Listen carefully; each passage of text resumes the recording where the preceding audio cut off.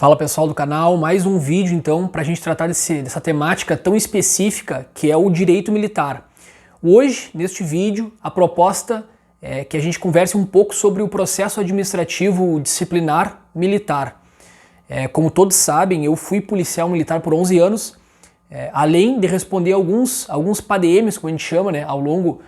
dessa minha trajetória profissional, que é uma coisa praticamente normal, né, eventualmente qualquer transgressão da disciplina, o militar chega atrasado, está sem cobertura, ele pode, né, ser submetido a um processo administrativo disciplinar militar, onde eventualmente nas sanções mais leves ele vai ser advertido, vai ser repreendido, né, e eventualmente pode ocasionar o licenciamento à bem da disciplina, né, como medida mais gravosa para aqueles militares que não têm estabilidade. É óbvio que num vídeo, aí como eu pretendo fazer agora, de 15 minutos no máximo, de 10 a 15 minutos, não tem como a gente esgotar um tema de uma matéria que ela é tão cheia de detalhes e ela é muito extensa, né? É óbvio que eu vou tratar aqui de forma específica sobre o processo administrativo disciplinar militar da Brigada, né, da Brigada Militar, a Polícia Militar do Rio Grande do Sul, mas muitos elementos do direito administrativo disciplinar militar, eles têm um campo de abrangência que é comum a diversos estados da federação. A gente sabe disso e hoje, né, em 2021, neste ano a gente está acompanhando uma mudança grande em todo o país em relação às discussões relacionadas ao Código de Ética, né, o estabelecimento, a necessidade da implementação de códigos de éticas e disciplina para as polícias militares, considerando ali a Lei 13.497 de 2019, e hoje se discute muito, né, sobre a constitucionalidade ou não dessa lei, se estaria em plena vigência, considerando as ADIs que já estão em tramitação na STF e várias medidas cautelares, onde alguns ministros já se manifestaram, né, alguns se posicionando pela constitucionalidade, outros mais conservadores que indicam que vão se manifestar talvez pela inconstitucionalidade. Aqui no Rio Grande do Sul, por exemplo, o Tribunal de Justiça Militar já fez um controle difuso de constitucionalidade e reconheceu a inconstitucionalidade da lei. Mas independente dessas questões correlatas às discussões dos tribunais superiores, enfim, relacionadas a essa lei, o vídeo de hoje tem a proposta de dar o esclarecimento para os policiais militares, para os brigadianos, como é que acontece, qual é o rito de tramitação de um PADM. Eu digo isso porque eu, em algum momento, lá em 2009, o ano que eu ingressei na Brigada Militar, assim como muitos, eu não tinha a ideia de como que funcionava o PADM. E uma coisa, efetivamente, é a gente ler o RDBM, o Regulamento Disciplinar da Brigada Militar, e outra coisa é como que esse processo ele funciona na prática. E muito, né, do jurídico, do mundo jurídico, ele funciona dessa maneira. Uma coisa é o que está na lei, e na prática, muitas vezes, a gente vê detalhes, a gente vê alguns procedimentos que não exatamente estão na lei ou não estão daquela forma, mas por algumas normativas e por alguns outros desdobramentos legais, regulamentares, eles têm algumas outras nuances. Então eu, como eu disse para vocês, respondi alguns processos administrativos disciplinares, todo militar responde, já trabalhei também, agora como advogado, em diversos PADMs, apresentando defesas e recursos, e também ainda quando eu era policial militar eu trabalhei numa sessão de justiça e disciplina, que é aquele setor específico administrativo aonde tramitam todos os feitos, sejam investigatórios ou punitivos, sancionadores,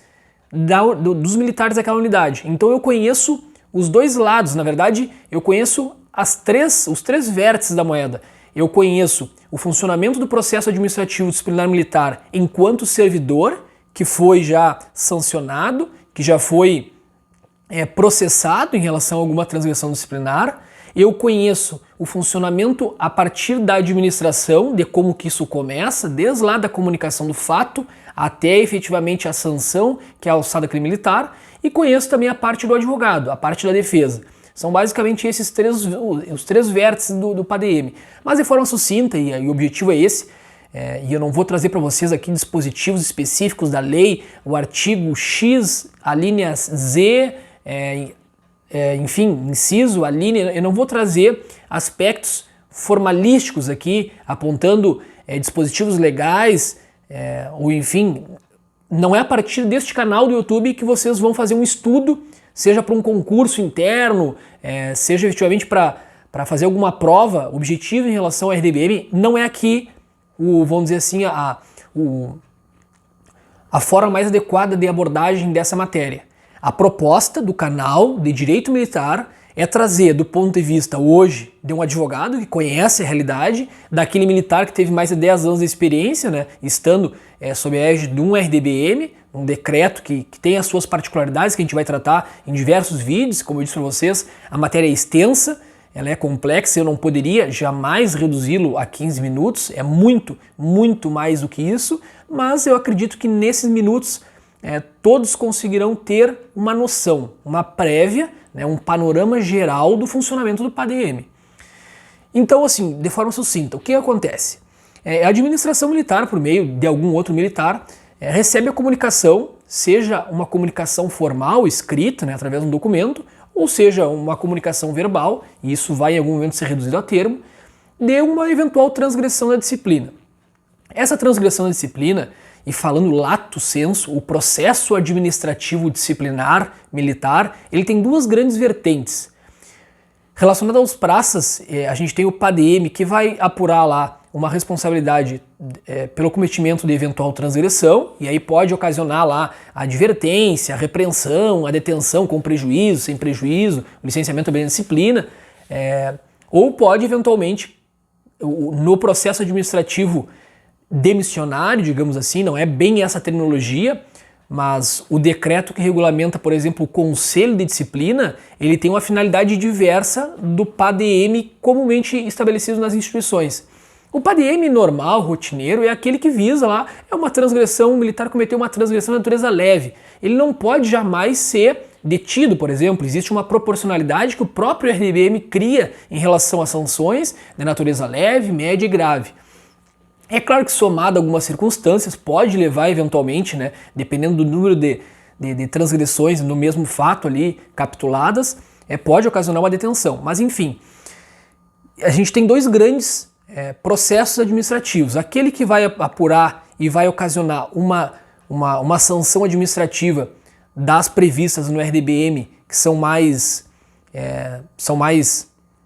tênues, não são tão gravosas, que são essas, a advertência, a repreensão e eventualmente a detenção, e pode eventualmente ocasionar o licenciamento. Mas aqueles militares que têm estabilidade, ou seja, após os 5 anos, eles jamais podem ser licenciados da disciplina, não podem ser excluídos do serviço público. São termos técnicos, assim, ó, eu vou tentar ao máximo trazer para vocês, vamos dizer assim, ó, a formalística, mas eu não quero trazer o conhecimento de uma maneira que dificulte a alguns o entendimento. Licenciamento a bem da disciplina é sinônimo de exclusão da Brigada Militar. Só que o licenciamento, ele ocorre para aqueles que não têm estabilidade. E a exclusão, né, a incompatibilidade com o serviço, mas a exclusão realmente da força é um termo mais utilizado e está relacionado àqueles militares que têm estabilidade. E eles não vão ser licenciados a bem da disciplina, eles vão ser submetidos a um conselho de disciplina quando eles têm estabilidade, e aí eles podem efetivamente perder o seu cargo público. Mas é um processo, assim como o PADM, mas ele é um processo um pouco mais formal. Ele possibilita um exercício contraditório muito maior, né? Uma ampla defesa realmente. Já o PADM, aquele que ocasiona a transgressão, ali que ocasiona a advertência, a repreensão, ele não é tão... não existe uma instrução probatória como existe no Conselho de Disciplina. Beleza, basicamente é isso. Como é que acontece? Chega ao conhecimento da instituição, o cometimento de eventual transgressão, né? O comandante lá, o subcomandante, ele vai instaurar, e aí pode ser eventualmente até o comandante da companhia, aí depende do regramento de cada unidade militar, vai estabelecer quem é que vai fazer a instauração, e isso pode ser concentrado a nível de comando ou a nível de companhia. Como eu disse a vocês, a própria lei permite essa discricionalidade em relação à instauração, a autoridade que vai instaurar o processo administrativo. Após a instauração, o militar que está sendo acusado, ele recebe formalmente, como se fosse uma denúncia no processo penal, a notificação disciplinar. Ele vai receber essa notificação disciplinar, vai ser chamado, né, geralmente por alguém que é encarregado daquele PADM, ele vai ser chamado e ele toma conhecimento neste momento de que ele está sendo acusado formalmente, e a partir desta notificação ele tem o prazo de 3 dias úteis para a apresentação da defesa, né? Então, beleza, alguns militares fazem a defesa a próprio punho, não é obrigatória a presença de um advogado, não é obrigatória a atuação do advogado nesse processo administrativo, né? Mas geralmente o pessoal, os militares acabam constituindo a defesa para que seja uma manifestação técnica técnica jurídica, né, em relação ao que está sendo posto, e então é apresentada a defesa, né, ela é feito marcado um dia, três dias úteis é o prazo para a apresentação da defesa. Então este encarregado ele vai marcar uma chamada audiência de justificação, aonde pela normativa, pelo RDBM, o militar tem que apresentar as provas, levar as testemunhas, enfim, a questão é polêmica, não é bem assim que as coisas acontecem, mas nesse dia que é marcado ele vai comparecer, às vezes com o advogado, vai fazer a entrega, o protocolo dessa defesa escrita, e se ele não levar uma defesa escrita ele pode verbalmente, né, se manifestar em relação àquelas acusações, se tem conhecimento dos fatos, se tem ciência da acusação, se reconhece o cometimento da transgressão, ele vai responder essas 2, 3 perguntas que geralmente são feitas, e ao final dá-se encerrada a audiência, e essa autoridade, que é a autoridade encarregada, remete para a autoridade que instaurou o PADM, para que então ele seja solucionado. O que é a solução? A solução é a análise por aquela autoridade que instaurou o PADM, verificando, né, o que a defesa trouxe para tentar elidir, para tentar afastar aquela pretensão da sanção, né, e da responsabilidade por aquele fato, e eventualmente se considerar o fato, ela pode considerar o fato justificado, ou até eventualmente, aí são terminologias do RDBM, né, fazer o arquivamento do PADM, ou justificá-lo, ou eventualmente vai sancionar o militar. E aí, como eu disse para vocês, depende do caso ao caso, da natureza da transgressão disciplinar. O militar pode ser sancionado, ele vai novamente ser cientificado, tanto ele quanto a defesa constituída, e obrigatoriamente é assim que acontece. Quando o militar constitui advogado, a administração está obrigada a fazer a notificação diretamente ao advogado, além, obviamente, da ciência militar, e aí pode ser feita a interposição do recurso de reconsideração de ato é o primeiro recurso, e aí o rito é o mesmo, só não vai ter uma audiência de justificação, é feita a interposição do recurso de reconsideração de ato para a mesma autoridade que decidiu, para ver se ela vai reconsiderar por algum outro elemento. O RDBM prevê que deve ser apresentado fatos novos, né, em relação à reconsideração de ato, isso é afastado pelo tribunal, como eu disse para vocês, a situação é complexa, o PADM ele é complexo, e ele pode ser simples para quem não conhece, mas para quem efetivamente estuda ele tem muitas nuances e uma interpretação que é feita simultânea ao Tribunal de Justiça Militar em relação às disposições, como por exemplo o artigo 57, salvo engano, que fala da necessidade de apresentação de fatos novos no recurso, isso já foi afastado pelo tribunal, então, mas na teoria é assim que funciona, e essa é a ideia que eu quero trazer para vocês, é prática com teoria, então não há necessidade de apresentação de fatos novos na prática. O militar vai apresentar a reconsideração de ato, aquela autoridade vai analisar novamente os fatos postos pelo militar, não sendo o caso de acolher e reconsiderar a sanção aplicada. O militar é novamente cientificado, e aí se tiver a defesa vai ser novamente cientificado para apresentar o recurso de queixa. Bom, o recurso de queixa também o mesmo prazo, sempre os mesmos prazos. Apresentado o recurso de queixa, que vai ser analisado pela autoridade imediatamente superior àquela autoridade que instaurou e decidiu inicialmente, e aí pode eventualmente ser acolhido as razões recursais, não sendo acolhido o militar é novamente cientificado, onde ele poderá eventualmente, e através da normativa do RDBM, apresentar o recurso de representação, e esse recurso deve ser assinado por autoridade que julgue subordinado seu estar sendo vítima de uma injustiça, uma punição injusta e ilegal, mas é um recurso que na prática ele é pouco utilizado. Porque eventualmente isso vai causar um transtorno dentro da própria instituição, da própria organização militar, às vezes, de um oficial assinar que vai se indispor, às vezes, com uma decisão que o comando tomou de sancionar aquele militar que está sendo acusado formalmente, mas de forma muito sucinta dentro desse vídeo. O primeiro momento introdutório, e a gente vai falar de em outros vídeos, em outros momentos, de forma muito sucinta, este é o funcionamento do processo administrativo disciplinar militar na Brigada Militar, Polícia Militar do Estado do Rio Grande do Sul. De forma muito sucinta, como eu disse para vocês. Deixe os comentários nos vídeos aí,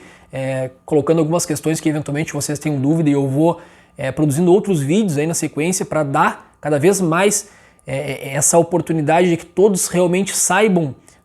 de como funciona, qual é o rito procedimental dentro de um PADM, né? Porque hoje as consequências elas podem ser muito graves, como por exemplo o licenciamento também da disciplina de um servidor que está sendo acusado, que está sendo processado, né? e eventualmente é isso que pode acontecer, é mais ou menos essa a estrutura do PADM. Como eu disse, se inscreva no canal, toda vez que eu publicar um vídeo aí, que eu carregar um vídeo para vocês, vocês são avisados a partir do momento que estão inscritos no canal, e deixe seus comentários que eles vão ser analisados e a gente vai produzir material dentro das dúvidas de vocês também. Como eu disse para vocês, essa proposta do canal não é tratar de forma especificamente legal apontando dispositivos do RDBM, do Estatuto, é trazer o conhecimento prático. Então assim, ó, o objetivo, conhecimento prático. Se vocês buscam isso, como que acontece na prática, é assim que acontece. Teoria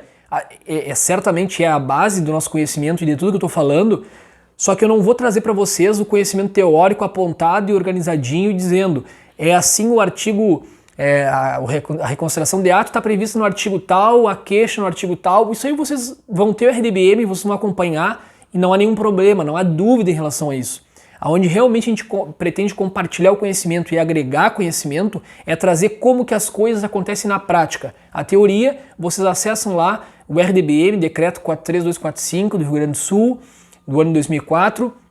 e vocês vão ter toda a teoria. É muito fácil, é só tu fazer uma leitura, para ali 1 hora, 2 horas, tu lê com bastante tranquilidade todo, de ponta a ponta RDBM. Mas isso que eu estou falando para vocês é decorrente de muitos anos de experiência, tanto como soldado da Polícia Militar, sofrendo alguma sanção eventualmente disciplinar, participando da apuração, participando